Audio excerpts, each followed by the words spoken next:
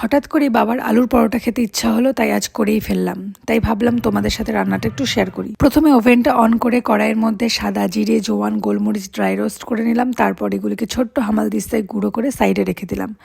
এরপর কড়াইয়ে পরিমাণ মতো সর্ষের তেল দিয়ে তাতে পেঁয়াজ, আদা, রসুন পেস্ট দিয়ে 1 মিনিট মতো ভেজে টমেটোটা দিয়ে দিলাম। টমেটোটা এখানে পেস্ট করে দিলেই ভালো হয়, কিন্তু আমি ভুলে গেছি তাই এভাবেই দিলাম।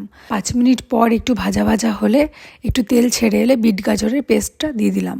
হ্যাঁ বলছি কেন এখানে বিট গাজর দিলাম। আলুর পরোটাই করব ভেবেছিলাম, কিন্তু চাটনি তৈরি করব বলে ফ্রিজ থেকে লঙ্কা বের করার সময় বিট গাজর দুটো বলল এখন তো শীতকাল, আলুর সাথে আমাদেরকেও অ্যাড করে দাও। তাই অ্যাড করে ফেললাম। যেহেতু বিট এবং গাজর দুটোই কাঁচা, তাই ভালো করে কষিয়ে টাইট করে নেব। এরপর সেদ্ধ আলুটা দিয়ে ভালো করে মিক্স করে নিলাম। এখানে আলুটা আমি কুকারে 3টে সিটি দিয়ে নিয়েছি। এরপর পরিমাণ মতো নুন এবং মশলা দিয়ে মিক্স করে নিলেই পুর রেডি। তারপর আটার লেচির মধ্যে পুরটা ভরে বেলে তাওয়াতে দিয়ে দিলাম। 2 পিঠ ভেজে তেল দেওয়া মাত্রই কি সুন্দর ফুলে উঠলো। নরম তুলতুলে আলুর পরোটা রেডি। প্রথমে মাকে টেস্ট করালাম, মায়ের কমেন্ট একটু শুনে নিই। না তুমি ধরো, এটা খাও, দেখো খেয়ে কেমন হয়েছে,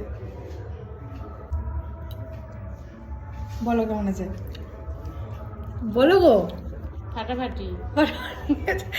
বলো গো, সত্যি সত্যি বলো কেমন হয়েছে। খুব ভালো হয়েছে, খুব ভালো হয়েছে। সত্যি বললা না মিথ্যা বললা? খুব ভালো হয়েছে। তাই?